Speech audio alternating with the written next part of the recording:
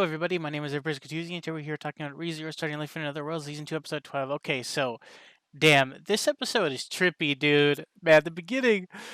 So I only watched the first 9 minutes, like I usually do in my reviews, and man, then Subaru ends up waking up. He remembers the kiss that happened, like right when he lost like the last lady in his life, right before the restart. He remembered the kiss of Amelia, and he ends up like saying, like when he wakes up, looking at Amelia, and then saying how he ends up like how he said that he would never see her sad again, and he ended up seeing her sad again, and he ends up like saying how this time he'll definitely save her, and just like in my last review, he's gonna save her, save the mansion, save everyone, and he like pronounces this, like has like a firm stance. He like goes over to like wakes her up, does like the usual thing he did in his good timeline, just tries to get everything done like the way he did in his like first day after his first trial.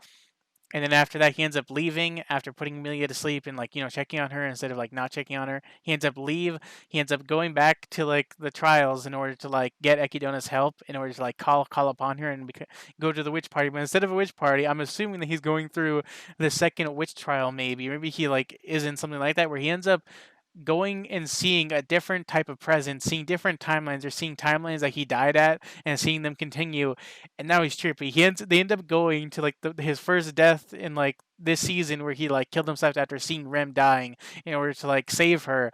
But then instead it continues on, and he ends up seeing it from like an outside world perspective, and he ends up seeing how Amelia, caught up to him because he like rushed right like away from her, and then ended up seeing Rem before she even got there. And when she arrived, she sees him dead, and like even like Wilhelm goes over and he's like, "Oh no, no, Subaru, like I respect you. I can't have you die." And then like he ends up ordering Felix to come over. Felix like heals him. They end up healing his wound, but he ended up losing too much blood, and his soul left him. And then I like it how Felix is just like coward, weakling. It's like, dude. And then like Amelia's just like, damn it. And you said that and then like Amelia's like, you said that you loved me. How could you die, Subaru? I like how like she isn't as hopeless because I know that in that timeline Puck would also be there, and like Wilhelm's like, "Whoa, dude, he can't do this. How could you die just like this? Like, how could he have like a die like this? Like, if he died during the whale subjugation, he'd probably have more respect for him than he did in this death." And then they just end up like this trial just ends up just like you see like you hear his voice, how his voice is usually like the start of the trial. I think maybe in like the first trial, and they just end up just showing him so many other ones. They even showed the one where he like jumped off, like the ridge when Beatrice was protecting him from Ram, and he just like you see his dead body just in all those spikes, and like Ram's like pathetic, and Beatrice like is like, "Oh, I can't believe that you're not that person," and cries again. And we even see like the time where like the first time that like he knew that, or I guess like it was when he didn't know that Ram killed him when he ran in the hallway all like like weakened and stuff like that. And then like she's like, "Well, I had to do it. Subaru probably would have liked me to do this." I was like, dude, that response that like Rem was giving Ram. I don't know if I said Ram by mistake. Sorry about that.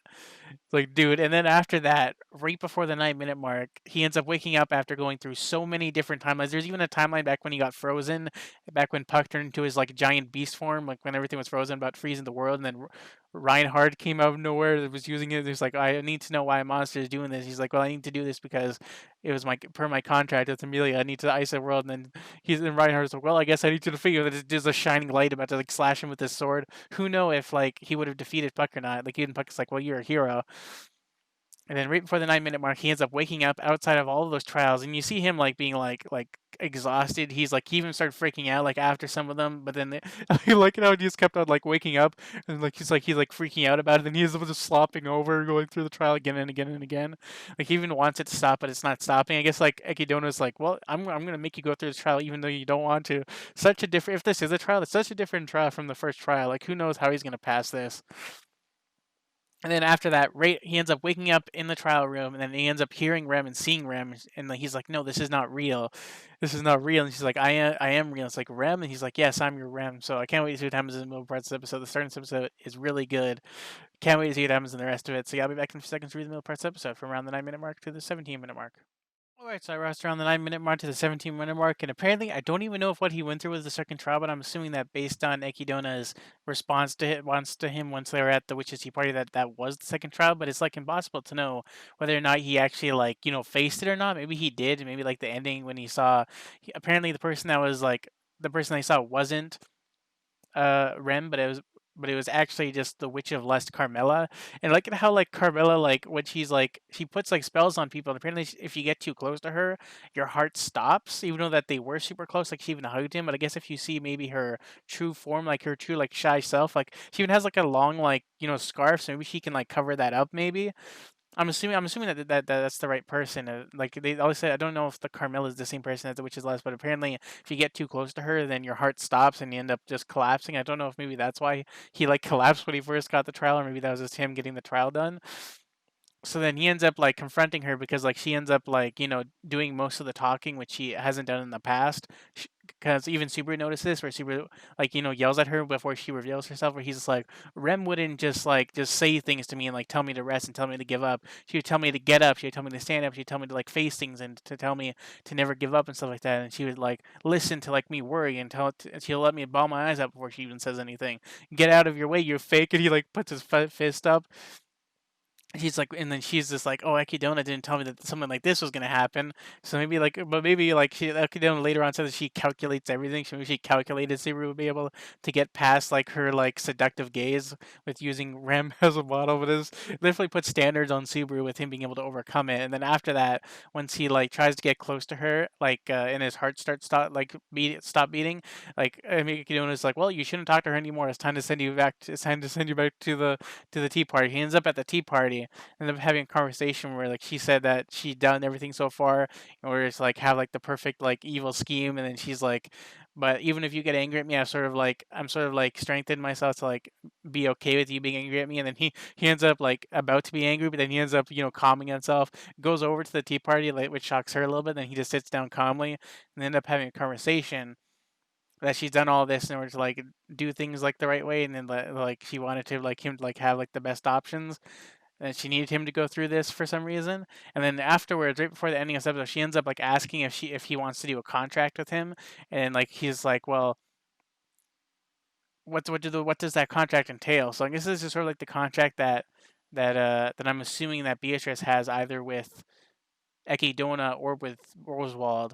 And same thing with Roswald having a contract with something else where something like that's gonna happen. I don't know if like she said like in order for the contract to work they need to like bond their souls together. Now I don't know what exactly would have happened if they would have like actually like done the contract. I was wondering if maybe like I think I read this part, I think in like the web novel where but I didn't really understand it then. I don't know if like she was just gonna be like in his head, like like her mind world that she's in. Instead of her being trapped in the sanctuary, trapped in the ruin, she'd be trapped in his head. And I don't know if she'd like gain control over his body because like if that was able to happen, wouldn't that like maybe she'd become like Puck maybe, and like or like maybe she like gain control over his body or something like that. Like she did say that if the contract worked through, then maybe she'd be able to share the return by death ability. But I guess like even if he did die, she'd be able to read his memories of what just happened. So maybe maybe she maybe like maybe she wouldn't experience it with him. Maybe she would, but maybe like she wouldn't remember like dying with him, but she'd remember remembering the memories of it happening.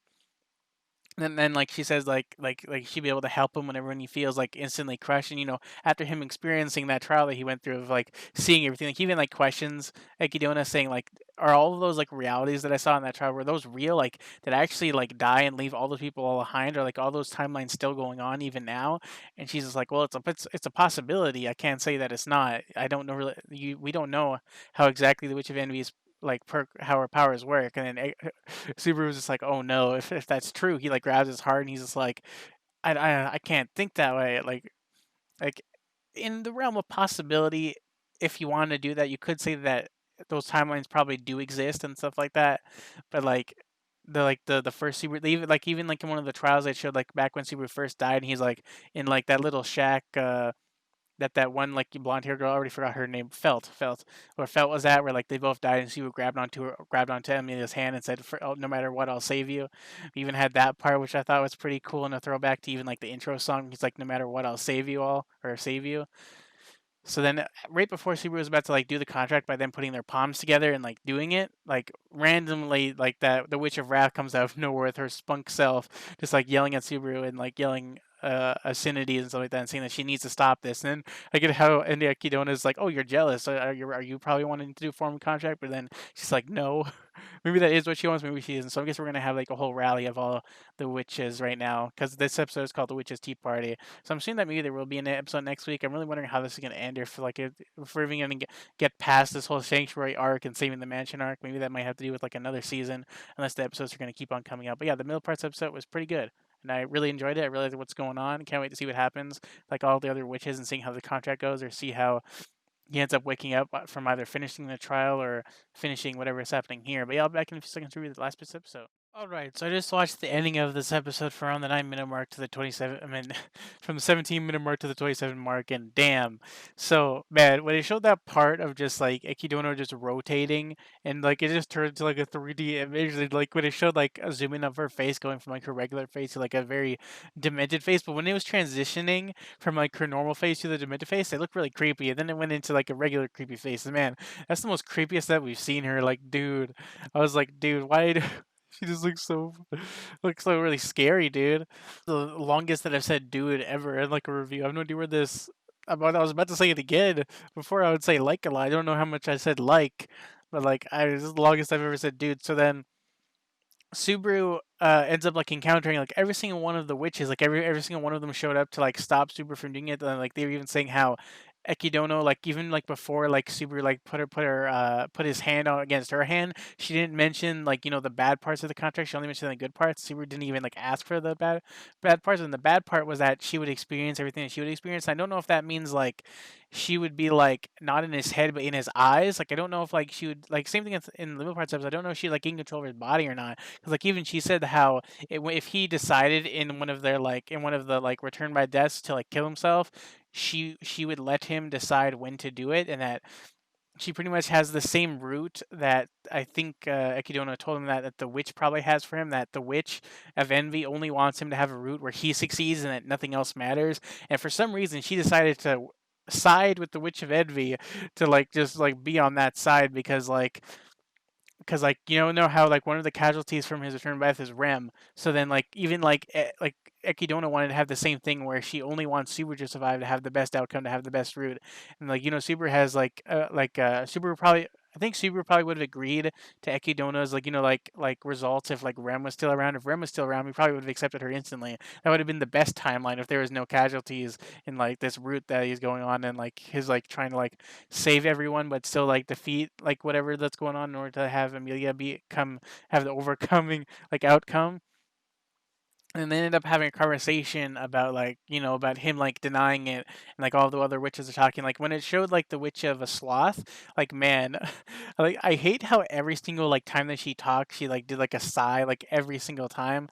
I guess that is like a character quirk, but man, that's something that would get annoying after a while. So then all of the witches gathered, like every single one of them, like Subaru got like a comedic moment where he's like, why are you all showing up one at a time when you could just show up like at once? But then apparently this whole entire time, Ekidono like was able to like hold them back. Apparently she lied to Subaru about saying how like she had to switch places with them, but all this whole time they could have shown up whenever they wanted to. But I guess like since she controls this minefield, that like she was able to like push them back to like not be able to show themselves when she was talking to him. And then right when she did like the thing where she like blow like Subaru wanted to know like what exactly she wants, and that's when she went into her whole like sadistic nature of like her just like spitting out her brains of what she thinks about this and what she wants to do. Like I said, really creepy. And then afterwards, she like asks for him for his answer, and then he ends up saying how she's shallow and that she doesn't understand emotions, and that even though I like it how like even though that she's like a greedy witch that only wants knowledge, knowledge, knowledge, the only knowledge that she can attain is emotions. Like she can like fake emotions, but she doesn't understand them. Like she doesn't understand the deep embodiment, and I'm like that as well. But I think that after experiencing her, I think I know emotions better than her. Like in real life, I think that like when I'm around people, I feel like I don't understand emotions, but I feel like if I was on Ekidona's level, I would be even more paler than I am in real life. So then afterwards, Subaru like denies it and says, "I would never." Like hold your hand. And then he also like mentions Beatrice finally, which I think was gonna happen, and being like, I think that you're the one that did the contract. And then Ekidona says yes, and then he's like, "Well, you've read my mind. You know that she's like been stuck in there for like 400 years, and that she's waiting for that person. Who is that person? What exactly is this contract?" And then she said that she wanted her.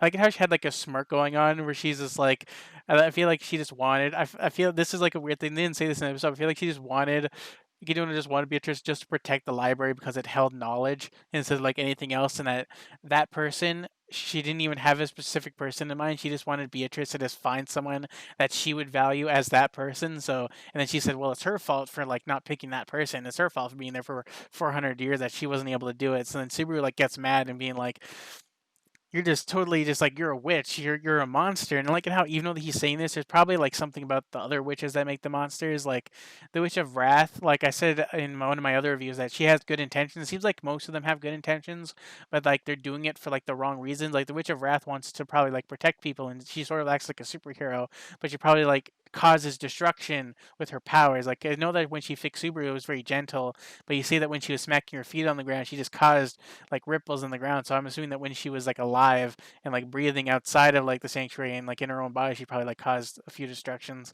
Subaru denies her and then says how after he denies her that, and then he said like this would be a good time for you to get angry, and then she's like, well, yeah, it is, and then she ends up snapping her fingers and like setting up like a tea party and then setting up more chairs for them all to sit together and have a talk. And then right before the episode ended, everything turned dark instead of sunny, and we see like a dark figure in a hood coming out of nowhere.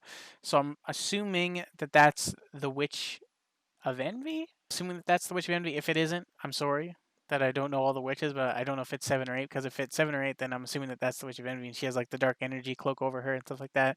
So I'm assuming what kind of conversation he's gonna have with that, because Super had a very blank, very scared perception. It even showed like Ahidona having like a very angry expression, like finally an emotion that she's having right now for something. And like it how like the little kid one that I forgot which one she was. She was like all happy to see it. Like, dude, didn't you get killed by that witch or something like that? If I'm remembering correctly, if that is the witch that I'm thinking it is.